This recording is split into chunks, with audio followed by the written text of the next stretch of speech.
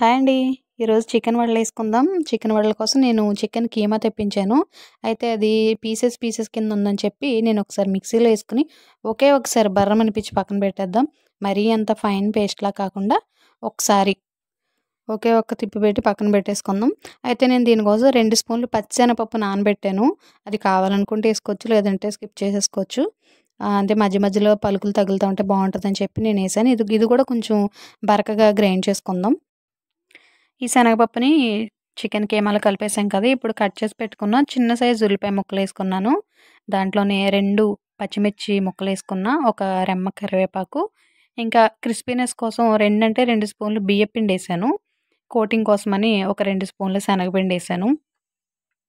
కొంచెం కారం, కొంచెం ఉప్పు, కొద్దిగా అల్లం వెల్లుల్లి పేస్టు అంతే మనకు కావాల్సినవి. ఇప్పుడు దీన్ని చక్కగా స్మూత్‌గా కలిపి పక్కన పెట్టేసుకుందాము. నాన్ వెజ్ అంటే ఇష్టమున్నోళ్ళు ఎవరికైనా సరే చికెన్‌తో చేసే రెసిపీస్ ఏవైనా సరే ఇష్టంగానే తింటారు కదా! ఇప్పుడు ఈ మిశ్రమాన్ని కలిపి పక్కన పెట్టుకున్నాం కదా! ఇప్పుడు ఆయిల్ పెట్టుకుందాం పొయ్యి మీద. ఒక చిన్న మూకుడులో ఆయిల్ వేసి పెట్టుకున్నాను. ఇది హీట్ అయింది. కొంచెం వేసి చూసాను. బాగా హీట్ అయింది. ఇప్పుడు ఇది చిన్న చిన్న వడల్లాగా కొంచెం చెయ్యి తడుపుకొని చిన్న చిన్న వడల్లా చేసుకొని ఆయిల్‌లో అయితే డీప్ ఫ్రై చేసేసుకోవచ్చు. అయితే నాకు ప్రాన్స్ ఫ్రై అంటే చాలా ఇష్టం. ఏలూరులో ఒక ఫేమస్ బండుంటదనమాట. నేను బయట ఫుడ్ చాలా ఎక్కువే తింటాను.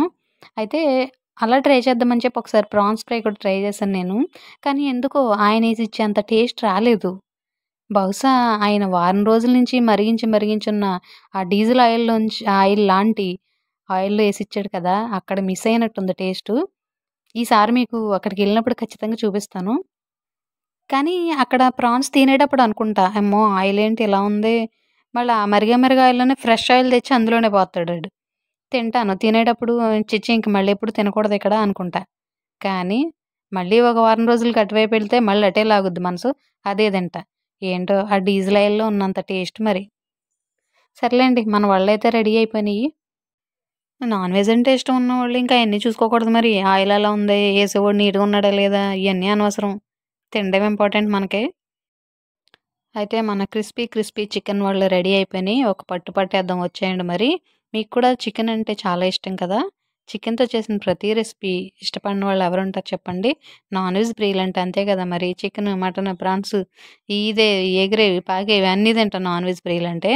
సో, ఇలా నేను చికెన్ వడలైతే రెడీ చేశాను. దాంట్లోకి చక్కగా ఒక నిమ్మకాయ పిండుకొని, పక్కన ఉల్లిపాయ ముక్కలు పెట్టుకొని తింటే ఉంటదండి.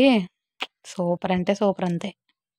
అదండి మరి. ఇప్పుడైతే నాకు చాలా పనుందండి మరి. చికెన్ వాళ్ళని నేనే తినాలి ఏంటో అన్ని కష్టాలు నాకే. నేను ఈ చికెన్ వాళ్ళు తింటా ఉంటాను. ఈలోపు మీరేం చేయాలి?